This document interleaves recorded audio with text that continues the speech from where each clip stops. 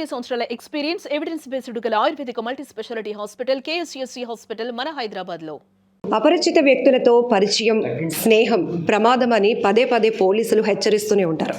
మీ అందరికీ తెలుసు, ఈ నెల 11వ తేదీన విశాఖలో తీవ్ర సంచలనం రేకెత్తించినటువంటి ఆరిలోవలో కాపు లక్ష్మి అనే మహిళ హత్య కేసుకు సంబంధించి మిస్టరీ వీడింది. ఆ వ్యక్తిని పోలీసులు పట్టేసుకున్నారు. పీక పిసికి చంపేశాడు. అతని చేతుల్లోనే ఆవిడ చనిపోయిందని కూడా చెప్తున్నాడు.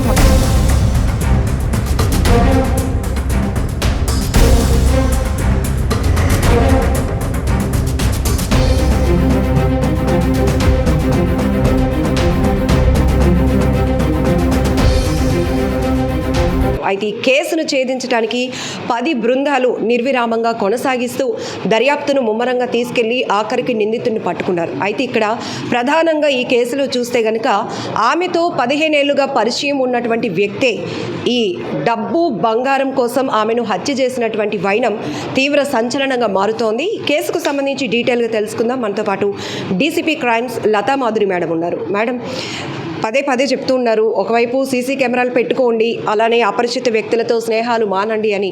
ఈ రెండు కలిపిన కేసే ఇది. ఏం చెప్తారు మేడం, అసలు ఏం జరిగింది? ఈ కేసు, ఈ హత్య, తదుపరి ఆమె దగ్గర ఉన్న బంగారం క్యాష్తో పరారవడం, ఇదంతా కూడా ఇందులో ఈ కేసులోనైతే అపరిచిత వ్యక్తి కాదండి. ముద్దాయి కన్ఫెషన్ ద్వారా మనకు తెలుస్తుంది. మృతురాలు దాదాపు 15 ఏళ్ళుగా తనకి పరిచయం ఉంది. అయితే ఆ మనిషి ఎటువంటి వాడు అని గ్రహించి అటువంటి వ్యక్తిని ఒంటరిగా ఉన్నప్పుడు కానీ అసలు పరిచయాలే ఇంకా కొనసాగించకూడదు. అది అయినా సరే ఆమె అమాయకంగా అతన్ని నమ్మి రానిచ్చింది. దాన్ని అతను డబ్బు కోసం ఆమెను హత్య కూడా చేశాడు. ఆ మొత్తం నగలతో పరారయ్యాడు. ఇవి కొంచెం పబ్లిక్ జాగ్రత్తలు తీసుకోవాలి. ఎటువంటి వారిని మనం ఎలా చేస్తున్నాం, ఇంట్లోకి ఎవరితోటి పరిచయాలు కొనసాగిస్తున్నాం అనేవి కొంచెం జాగ్రత్తగా చూసుకోవాలి. చిన్నపిల్లలైనా పెద్దవారైనా అందరికీ ఇది వర్తిస్తుంది. అది కేర్ తీసుకోవాలి. మొదటైనా వీళ్ళ పరిచయం ఎలా మేడం? అసలు బంధువా లేకపోతే ఎట్లా? మనకంతా కూడా ముద్దాయి కన్ఫెషన్లో తెలిసిందేనండి. ఒక wrong call, missed call or wrong call తోటి వాళ్ళ పరిచయం మొదలైంది. ఆ తర్వాత ఇన్స్టాగ్రామ్లో తిన అకౌంట్ తను ఫాలో అవడం, తన వీడియోస్, రీల్స్ అవి ఈమె ఫాలో అవడము, ఇట్లా కొనసాగింది. మధ్యలో ఆమెను డబ్బులు అడగడము, కొంత డబ్బులు సహాయం చేయడం, ఇట్లా కూడా జరిగింది. మృతురాలు లక్ష్మి గారు ఏం చేస్తుంటారు? ఆమె వయసు ఎంత? శివ వయసు ఎంత? శివ ఏం చేస్తుంటారు? మృతురాలు వయసు 48-49 దగ్గర ఉంటుందండి. ఈ నిందితుడు అయితే మాత్రం 34 ఇయర్స్, శివ గంగరాజు. ఇతను బొబ్బిలివాడు. వీళ్ళు దుర్గానగర్ ఆరిలోవలో ఉంటారు మృతురాలు వాళ్ళు. ఈ నిందితుడు బొబ్బిల్లో cell shop owner. Cell phones అమ్ముతాడు. అలాగే టాటూయింగ్ కూడా చేస్తుంటాడు. టాటూ శివ అని కూడా ఇతనికి పేరుంది. అలాగే చిన్న ఇంట్లో కుటీర పరిశ్రమలాగా కొన్ని ఎంబ్రాయిడరీ వర్క్స్ అది వాళ్ళ ఫ్యామిలీ మెంబర్స్ చేస్తారన్నది విషయం తెలుస్తుంది. నేను చేసిన హత్యకి కానీ, నేను చేసిన అప్పులకి కానీ నా భార్యకి పిల్లలకి సంబంధం లేదు అని ఒక సెల్ఫీ వీడియో కూడా శివ రివీల్ చేస్తున్నాడు సోషల్ మీడియా వేదికగా. ఏంటి మేడం అంత హత్య చేయాల్సినటువంటి పరిస్థితులు వచ్చాయంటే? ఇంత అప్పులకి కారణం ఏం చేశాడు అసలు? క్రికెట్ బెట్టింగేనండి. అతను అలవాటు పడ్డాడు. దాదాపు ₹1 కోటి పోగొట్టుకున్నాడు. అందులో అప్పులు చేసి కొంత బెట్టింగ్ చేశాడు. అదే 25 లక్షల అప్పు కూడా ఉంది. అవన్నిటి కోసము డబ్బులు అవసరమైనాయి. ఈమెతో పరిచయం ఉంది, తీసుకోవచ్చని పక్క ప్లాన్ తోటే రావడం జరిగింది. సో ఆ రకంగా అందులోని హత్య చేయాలని కూడా నిర్ణయించుకున్నాడు. ఏదో ఒకటి చేసి ఆమె దగ్గర ఉన్న డబ్బులతోటి తన అప్పులు తీర్చుకోవాలని నిర్ణయించుకొని రావడం జరిగింది. అందుకని ఎంతో ప్రికాషన్స్ తీసుకొని ఇతను మృతురాలు ఇంటికి రావడం జరిగింది. అలాగే అంతే ప్రికాషన్స్తో తను కన్సీల్ చేసుకుంటూ ఎన్నో ఆటోలు మారుకుంటూ తను హత్య చేసిన తర్వాత మనకు అదంతా కూడా సీసీ ఫుటేజెస్ ట్రాకింగ్లోని మనకంతా దొరికింది.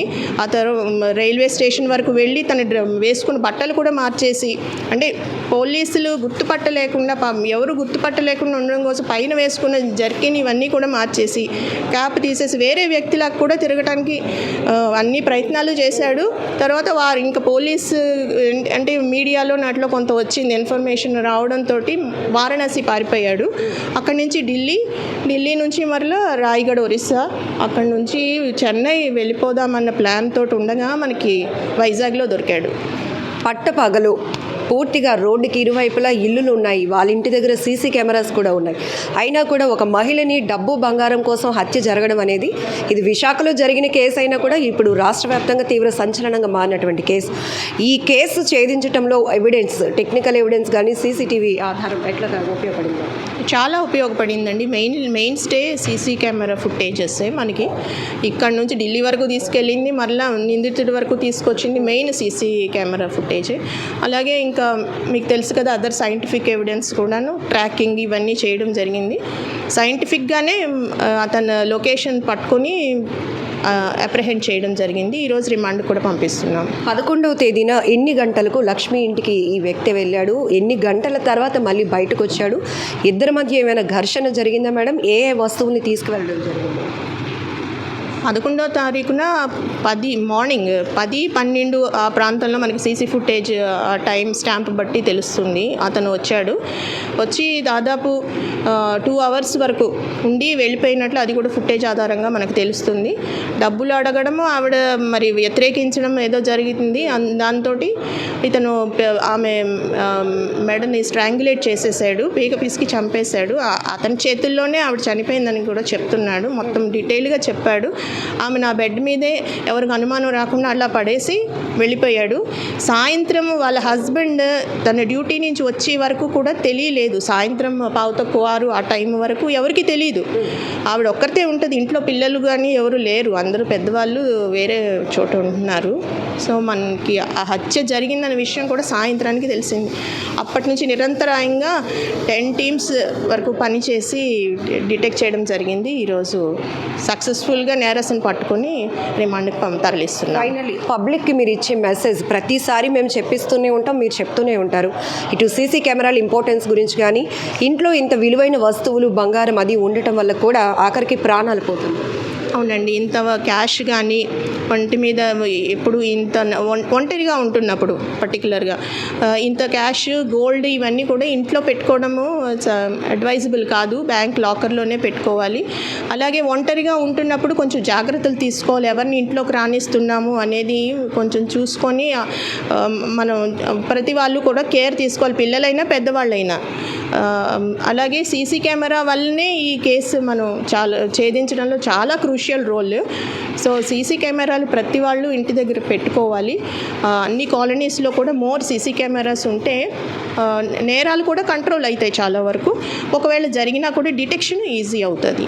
Finally tattoo Shiva financial background ఏంటి? అంతే 1 కోటి రూపాయల వరకు తను అప్పుల పాలు అయ్యాడు అంటే అతను అసలు ఫైనాన్షియల్గా ఏంటి కెపాసిటీ? ఆ సెల్ షాప్ అదే మెయిన్ స్టే అండి. అతనికి సెల్ ఫోన్లు అమ్మే షాప్ ఉంది, టాటూస్ వేస్తుంటాడు. చిన్న పిండి మర లాంటిది ఒకటి ఉంది, వాళ్ళ ఫ్యామిలీ మెంబర్స్ రన్ చేస్తుంటారన్నారు. పెద్ద స్తోమత ఉన్న కుటుంబం అయితే ఏం కాదు.